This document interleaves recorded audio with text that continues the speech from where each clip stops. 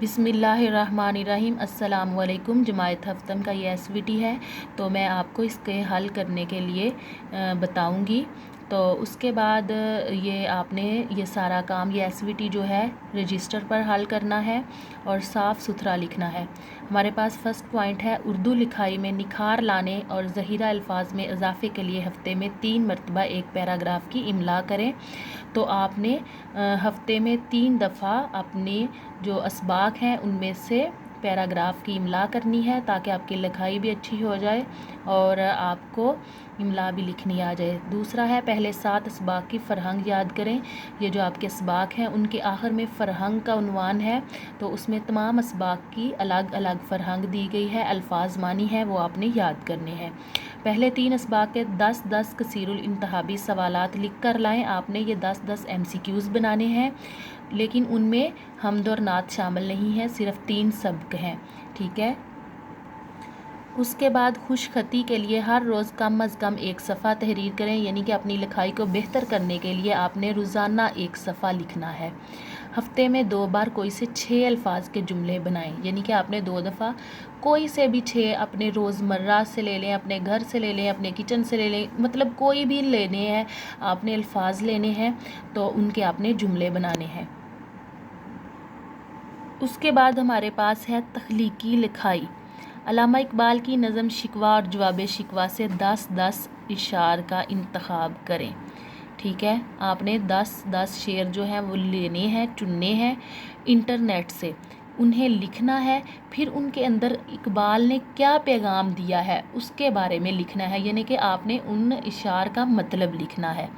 उसके बाद है, कुरान का मौजू इंसान है, हमने कुरान पर अमल छोड़ दिया है, इसलिए हम मुसलमान ज़वाल का शिकार हैं। अपने दोस्त के नाम ख़त लिखकर इसे कुरान तर्जमे के साथ पढ़ने और अमल की तरगीब दें। अहादीस और कुरान की आयात बतौर हवाला शामिल करें। ठीक है, आपने ख़त लिखना है और कुरान पर अमल करना और कुरान की अफादियत, कुरान पर अमल करने के नताइज और कुरान को छोड़ने का जो नतीजा है, मुसलमान ज़वाल का शिकार हैं, मुसलमान तबाही के दहाने पे खड़े हैं।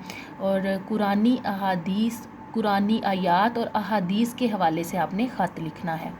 उसके बाद है हमारे पास तुलबा के लिए वक्त की पाबंदी क्यों ज़रूरी है, आप किन किन मौक़ों पर वक्त की पाबंदी का ख़याल रखेंगे।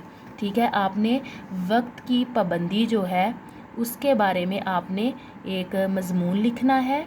ठीक है, तो जो मज़मून लिखना है आपने उसके बारे में 200 अल्फाज हूँ या 150 अल्फाज हूँ, यानी कि 150 से ज़्यादा हूँ और 200 तक हूँ।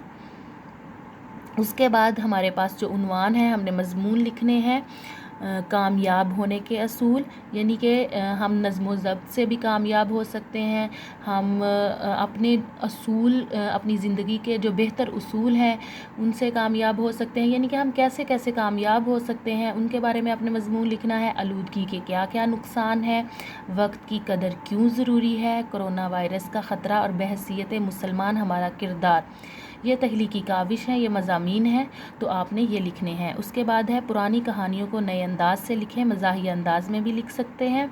गुरूर का सर नीचा, जैसा करोगे वैसा भरोगे, खुशामद बुरी बला है।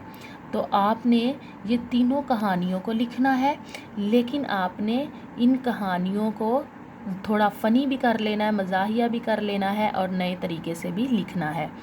उसके बाद हमारे पास तफ़हीम आ जाती है। भेड़िए की एक नस्ल रियासत अलास्का अमेरिका में पाई जाती है, यानी कि ये जो तफ़हीम है ये बच्चों आपने खुद रीडिंग करनी है इसकी और इस तफ़हीम को मुकम्मल करना है। इसके सवाल हैं, भेड़ियों के बारे में आप क्या जानते हैं, अलास्का के भेड़ियों के बारे में चंद सतरें लिखें, आम भेड़िए मौसम सरमा में क्या करते हैं, तो आपने इसके बारे में लिखना है। उसके बाद सवाल नंबर 4 है, गरगे बारा दीदा का क्या मतलब है, बारिश का मौसम देखने से क्या मुराद है, यानी कि ये आप इस तफ़हीम को पढ़ेंगे तो आपको इसके आंसर मिल जाएंगे। उसके बाद अगली तफ़हीम है, हज़ारों साल पहले की बात है, एक रात बादल की गर्ज और बिजली की कड़क के साथ तूफ़ान आया। आप ये भी तफ़हीम खुद पढ़ेंगे और इसके सवाल हैं, हज़ारों साल पहले क्या हुआ था जब लोग सहम गए थे, दरख्त के जलने की वजह क्या है, درخت کے جلنے کی وجہ کیا دیوتا کا عذاب تھا؟ پرانے زمانے کا انسان آگ سے کیسے متعارف ہوا؟ انسانوں کو کیسے علم ہوا کہ آگ ان کے لیے زحمت نہیں رحمت ہے؟ خون خوار جانور سر پر پاؤں رکھ کر کیوں بھاگے؟ انسان نے اول آگ کو محفوظ رکھنے کے لیے کیا طریقہ اختیار کیا؟